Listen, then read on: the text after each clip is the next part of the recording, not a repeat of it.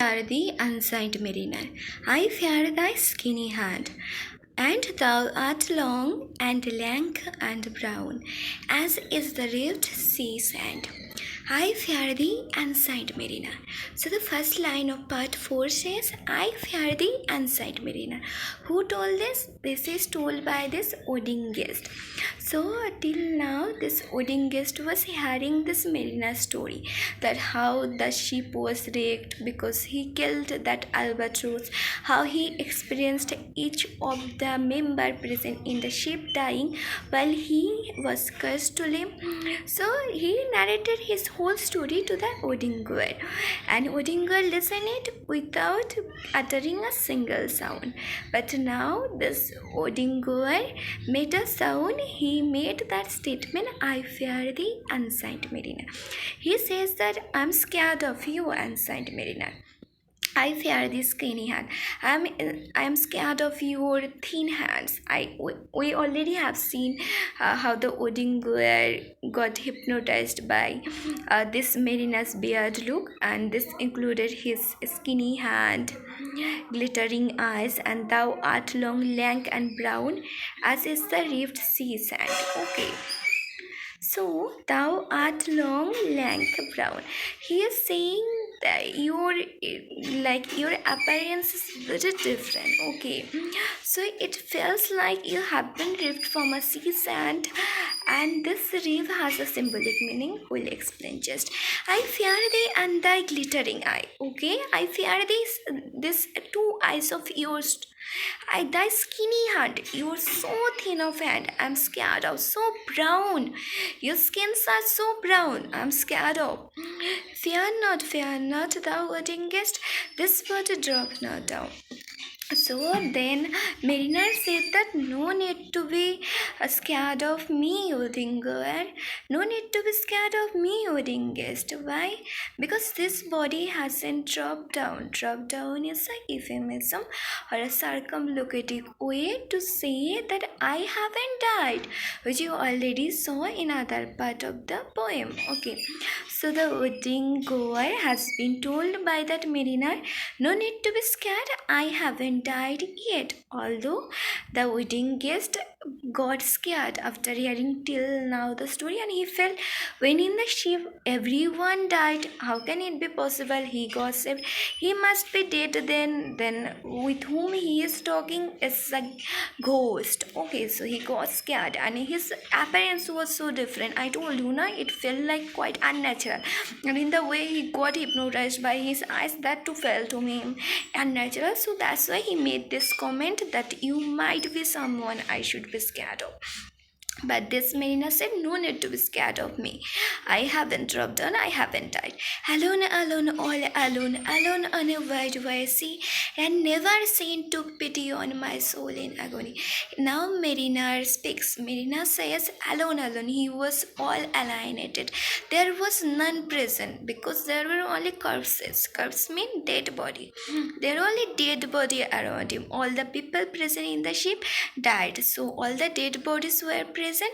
Along with him there wasn't any living person. He says that neither the saint nor heaven took pity on him, because he was also wishing at that agonized moment, at that pathetic moment when he was left with all the dead bodies. He was wishing to die, but none took pity on him, and he was cursed to live. Okay, the many men so beautiful, they all did lie, and 1,000 slimy things lived on. So did I.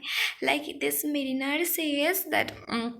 All the people, beautiful hearted people, those who were present in the ship, who didn't kill the albatross, these good people died, but I couldn't die. Although I prayed to die, but I couldn't die. Thousand simi things, all other creature present in the sea, how they continued to live the same way he continued to live. I looked upon the rotting sea. He looked at the sea when present alone in the ship along with these corpses. He looked at the sea. and he felt like the sea was rotting, made day by day. It was too dying. Rot means something wasted kind of a thing. You know, rotting fruit or something which becomes when you are taking hold of some vegetable for day long, and when it becomes rotten. Okay, so rotting mean pocha in Bengali. Okay, so the rotten sea, the sea started even dying and drew my eyes away. I looked upon the rotting day. So after seeing the sea's condition, he took his eyes away and looked back sheep, and there he saw the dead man. Means like dead was in sea, dead was in the sheep, but he was alive. I looked to heaven, tried to pray. He looked at heaven and tried to pray. But whatever prayer had cast, a wicked whisper came and made my heart as tired. He tried to pray, but in order to pray, you just not require only your voice, not require interest, you require something more. Your inside should be telling, your inside should be speaking to that voice, because this almighty doesn't require the reason that person is putting to be praying. Prayer should be coming from the heart. Okay, until unless you do pray, that won't go. So his heart was dry, it wasn't able to utter the prayer, all the voice was totally able to utter it. I closed my lids, kept them close, and the balls like pulses beat. For the sky, the sea, and the sky laid it like a load on my body. They were at my feet. So he closed his lids, and he tried to speak, but he couldn't utter the prayer. He looked at the sky, sea, and he looked at with his ori eye, like tired eye, a tensed eye. He looked at the sheep, and he saw dead body. The cold sweat melted from my limbs, living in a ship which is filled with corpses all around you is not easy thing. The psychological trauma goes on. If you have ever seen some shows that are available, you must be seeing Khatra Ki Khiladi. If you watch it, there is some stunts are being given where contestants have to put dead insects over their head, and something that even give you feeling of trauma and all. Then think about this mariner was staying with 200 dead bodies. Okay, so the feeling, and well stranded in a place where there was none present in a ship. So staying such way is not easy. The trauma he goes on, the pain he goes on, it's never be understood by anybody, it's never be explained even. Okay, it's the situation he was in. Not wrote nor Rick did they look with which they looked at me had never passed away. So they looked at me in the way they looked means that before they dying, they cursed him not by words but by gaze, which we read in the earlier section. Okay, so one by one they died, but they cursed him while dying, but not with words but with gaze. So the same way the gaze remained on their face fixed, although they died, but the gaze, cursing gaze remained fixed, as though the dead bodies were still cursing him, that why did you kill the albatross? You brought that curse on us. So that dead bodies were, while being dead, is cursing that mariner for his crime. An orphan curse would drag to hell a spirit from high. So it is making comparison that if you cause something harm to an orphan, then this orphan will curse you and it will take you hell. How much higher you might be, but it will take you to the hell. In the same way, but more horrible than that. He says that even horrible than this can be, that is the curse in a dead man's eye. 7 days, 7 nights, I saw that curse, yet I could not die. It's like if I could harm an orphan, that might have taken me from high to hell. But even worse than this happened. What this dead peoples are carrying such gaze in their eyes while being died, that I can't die. I am forced to see this day and night. This is what this mariner said. The moving moon went up the sky, nowhere did abide. Softly she was going up, star over two beside. So the moving moon went by the sky. The moon is did its work in the way it always does. Nowhere did abide. It has no rules to follow by. It is going its own way. Softly she was going a star on beside, so it was going in its own way. Her beams bemocked the sultry men. It was as though the moon's beam in the ray which was coming from the moon was mocking. Bemocked mean mocking. The sultry men. The sultry means the dry hot situation of the day, like April hot frostbite. April is hot, and in that see, it was even much more higher than the average it is. So, but where the sheep huge shadow lay, the charmed water burnt away, as still awful red. But she's shadow was laying there, as so it was charmed by the water, as though this water has done magic on the sheep, and the sheep was not taking any name of leaving the place. Beyond the shadow of the sheep, I was the water snake. They moved in tracks of shining white. When they reared, the elfish light fell off in a hoary flake. So, in that stranded situation, when that mariner was facing such psychological trauma, he saw a water snake was going on the water. They moved in a tracks of shining white. So there are more than one snake. Snakes were going on, but in a tracks of shining white. So the description, notice, okay, shining white is a positive description. You're describing something shining white. When they reared an elfish light, so they were going in the way it was looking like a elfish light, okay, fell off in a hoary flake. Flake is something you do understand related to watery creatures.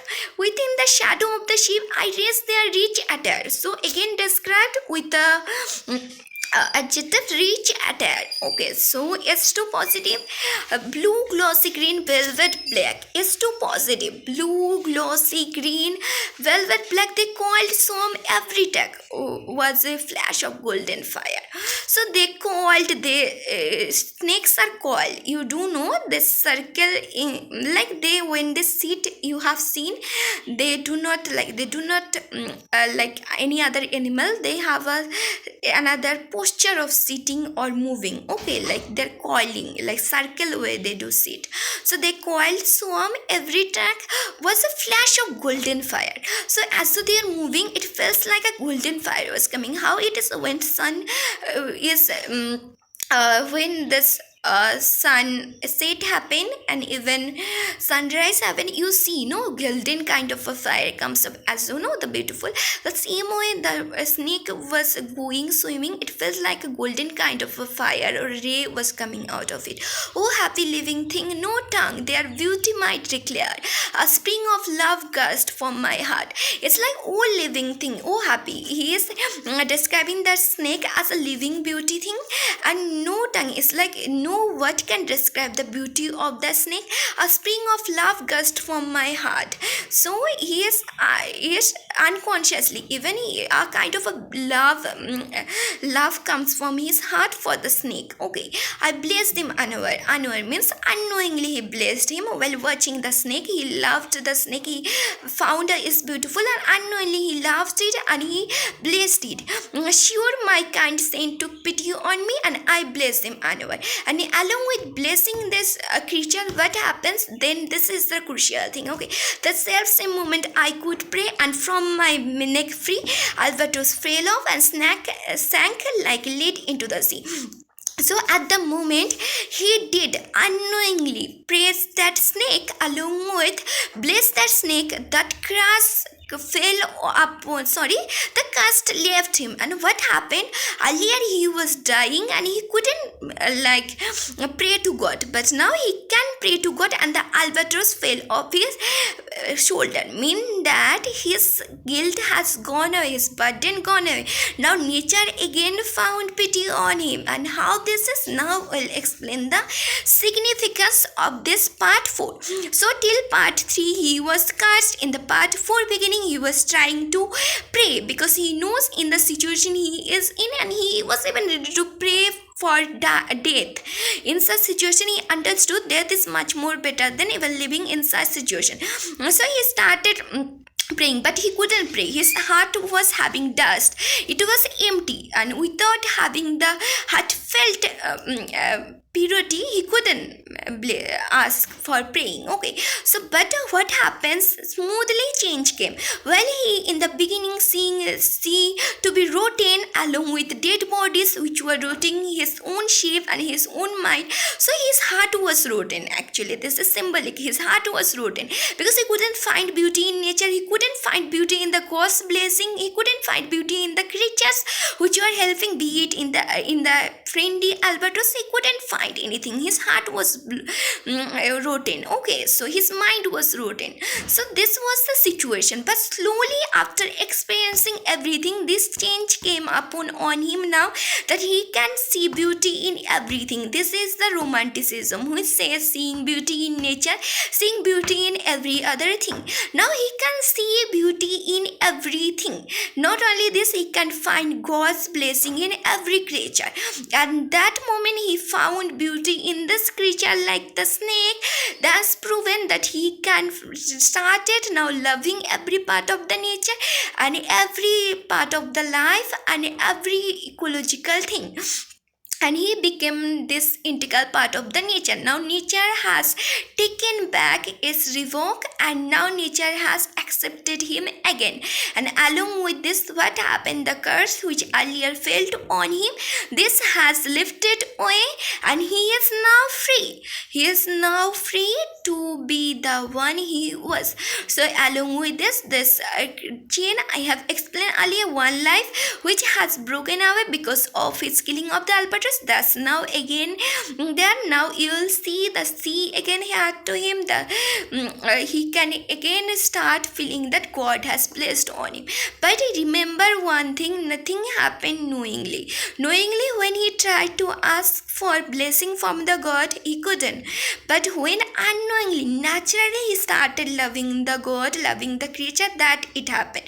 Because God can see facade. Okay, God can see that what you are doing by forcing yourself and what you are doing from your heart.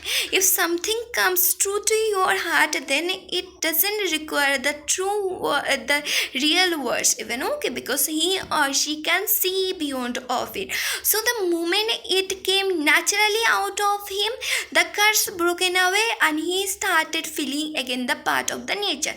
And the same thing is romanticism. Romanticism says nothing will be coming out of reason, nothing will be coming forcefully out of you naturally. Isn't naturally you'll love everything, naturally you'll speak. Don't try to pretend. This is what God is not someone you'll be pretending with. Okay, maybe how good you are an actor and pretending with the whole world, but it doesn't require to be with him. So this is what when this spontaneously came up from his heart, so that happened. So here even a kind of something happened here. You did understood. I got to explain like the subversion of biblical imagery. Did you find it? Okay, let me give you a few minutes to think. And as you are thinking, let me say all other people who are watching other side of the YouTube, if you are new to Lit News Pro, subscribe the channel. When you are watching the video, they are in the just beside the title of the video, you'll be seeing a small icon named as subscribe. Press it, and after pressing there would be option all.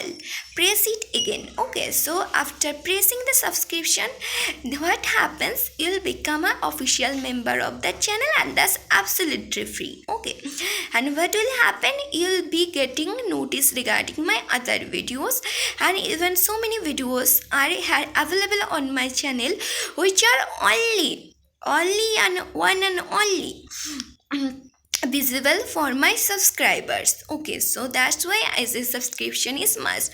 So these videos you won't be able to see until unless you are subscribing the channel. Okay, so subscribe it, like it, share it with your friends. Even in sharing there's some other advantages you will get, so like it, share it. If you there's hype option even available, do it. If you have any doubt, anything you want your next video on something else, you can write in the comment section. Okay, there's a dedicated section of it. And I have already described till part 3 was this 2, and next video would be on part 5.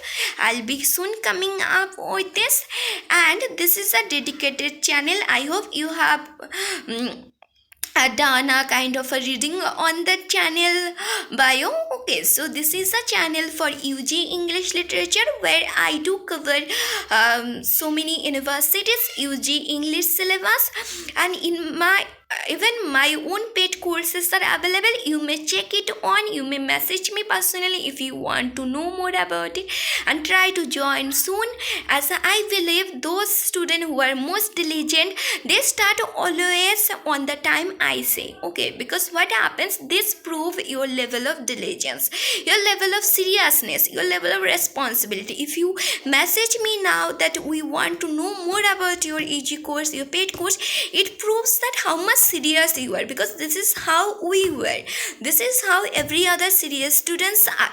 So if I say little bit regarding me, I am someone who is a professional author, have been writing. I have completed my master's, qualified UGC NET, WB SET and GATE, which is the eligibility to become an assistant professor and to teach UG English literature student. So I have qualified that eligibility, then I started this course of mine. Okay, so you can become part of my paid course. If it's not possible, some people may have financial problem, anything, you try to be at least part of my YouTube course, which is absolutely free. And there's even other coachings are available in my channel, which you can follow for UGC NET, WB SET, GATE, even for entrance exams like Jadavpur University, other universities too. I do teach. You can like it, then you try to message me and try to become official part of it. Okay, so for the day, that much only. Part 4, I hope you understood. Okay, I had made a question to my students, they had given answers. Okay, so one said a serpent of a paradise lost. Yes, you are correct, Sarojita.